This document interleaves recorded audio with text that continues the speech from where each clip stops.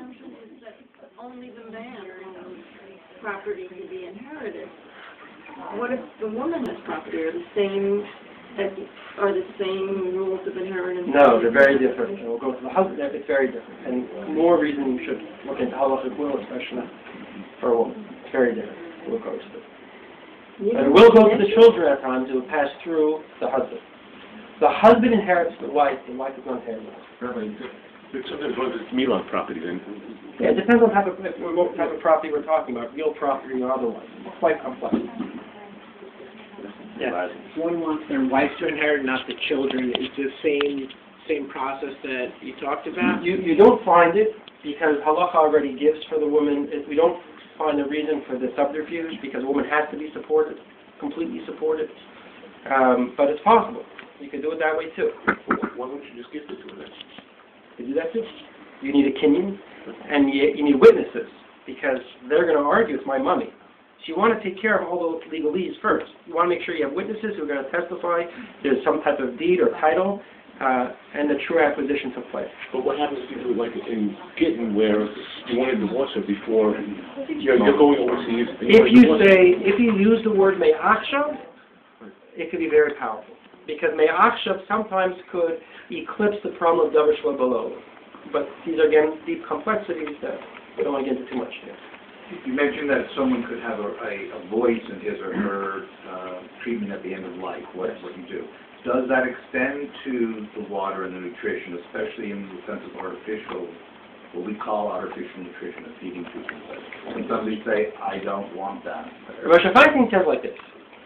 We're painting with a broad brush tonight. When we say that nobody allows, cessation of nutritional, that's not necessarily true. Moshe Feinstein discusses a case where someone is adamant. The patient says, I just had it, I'm in terrible pain, I don't want water, I don't want food, meaning the central elements of life. Moshe Feinstein says if he's actually going to get physically violent, he's going to push away things, that's going to kill him before the food does.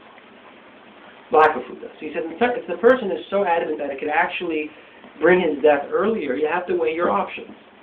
But the remote case of the hammer and all these other cases are bigrama, a secondary act. All posts can agree that central nutrition is not considered secondary. We need that to live as our fuel. So we have to do it at virtually all costs, not all costs.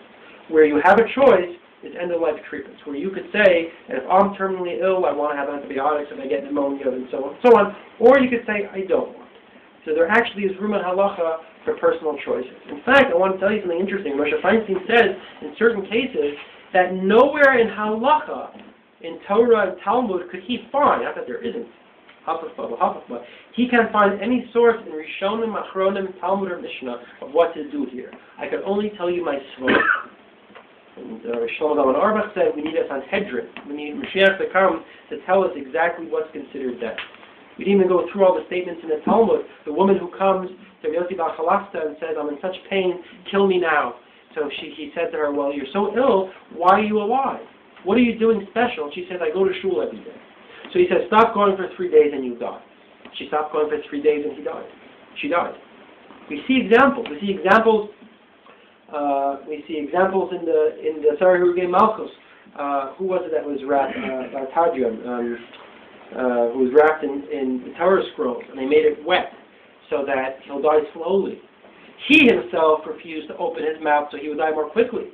But the Roman official who said, I'll remove the wet cloth so you'll die quickly on condition I can sit next to you in the world to come, he said yes. He allowed the removal of an impediment to his quick death. Now, there's a difference. He didn't do it himself. It wasn't active. It was by someone else. Perhaps we consider it a grumma. I mean, there are countless examples in the Talmud for brain death, even liver death, heartbeat. There's proof for doses, what to do, what not to do, but it works all ways. You need to be a true genius to put everything in one solid line. That's what makes these cases so difficult. Yes? I've looked at the healthcare proxies from Goodus and from Rabbi Moshe Tenberg, and I just want to make it clear that all of them appoint, in all of them you appoint someone who is usually a family member to be your agent, your healthcare proxy agent. And then the will then will specify either the rabbi or the organization to whom you think that they should consult but it doesn't, a healthcare proxy doesn't appoint the rabbi as the one who makes decisions about your care at the end of life. Okay. I mean, again, you could, with a lawyer, I'm sure you could change that. I mean, it's always advisable to speak to your children who will be named in the healthcare proxy before the rabbi who's named in the will of which rabbis and what your wants are. Yeah. Can we just take a step back quickly to the, I just want to stop, because yeah. people go, I want to just, if you want to research this matter yourself, there's a few books I would recommend. Rabbi Chaim Jackson in Teaneck, New Jersey, wrote a book called Gray Matter, Volume 3, that goes through very basically, and he also has interesting responses between he and other rabbis about this issue.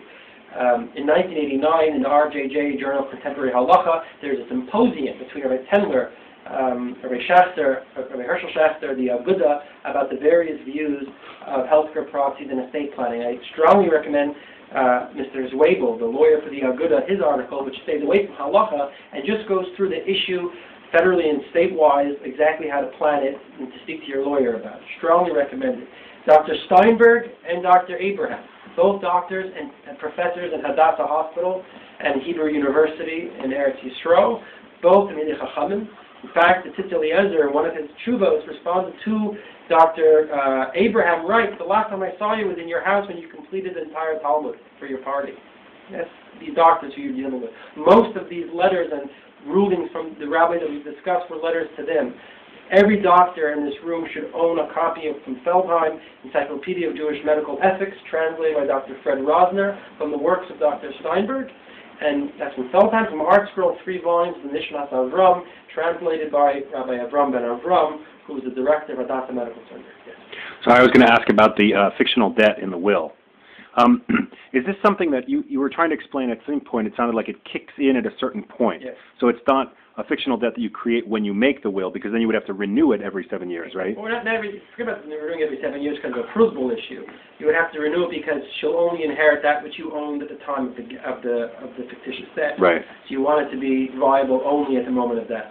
So you can actually mark that the debt goes into, okay. Because it's fictitious, yes. Okay, so let's go eat and drink and we can talk more later. Thank you very much.